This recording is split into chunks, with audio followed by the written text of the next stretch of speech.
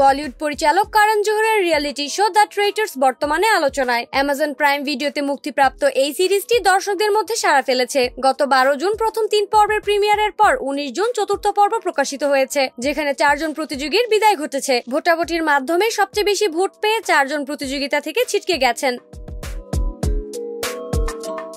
সেই রিয়েলিটি শোর গোল টেবিলের দীর্ঘ আলোচনায় প্রতিযোগিতা রাফতার ও মাহি কাপুরের মধ্যে বিভ্রান্ত হয়ে পড়েন। যদিও রাফতার অনেক প্রতিযোগীর সঙ্গে তর্ক বিতর্কে জড়িয়েছিলেন এবং অনেকে তাকে বিশ্বাসঘাতক সন্দেহ করেছিলেন, তবে অন্য দল মাহিবকে বাদ দিতে অনড় ছিল। ফলস্বরূপ বাদ পড়লেন মাহিব কাপুর।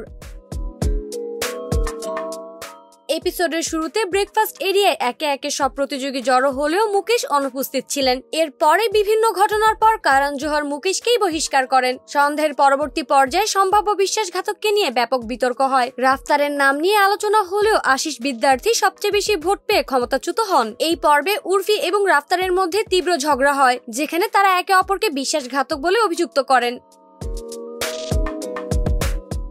উর্ফি রাফতারকে পাগল আখ্যা দেন এবং নিজে বিশ্বাসঘাতক নন বলে প্রতিশ্রুতি দেন। তিনি বলেন, আমি যদি বিশ্বাসঘাতক হই তাহলে মাথা ন্যাড়া করে ফেলবো। রাফতারও পিছিয়ে থাকেন না। তিনি বলেন, আমি যদি বিশ্বাসঘাতক হই তবে র‍্যাপ করা বন্ধ করে দেব।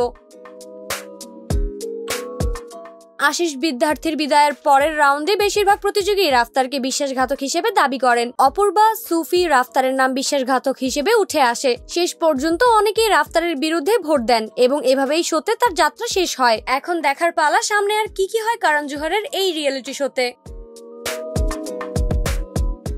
প্রসঙ্গত, করণ জোহর একজন ভারতীয় চলচ্চিত্র পরিচালক, প্রযোজক, চিত্রনাট্যকার, অভিনেতা এবং টেলিভিশন উপস্থাপক। তিনি ধর্ম প্রোডাকশনসের কর্ণধার। তিনি বলিউডে অসংখ্য হিট সিনেমা দিয়েছেন। করণ জোহর চলচ্চিত্র জগতে একজন প্রভাবশালী ব্যক্তিত্ব এবং তার কাজের জন্য বহু পুরস্কার ও স্বীকৃতি লাভ করেছেন।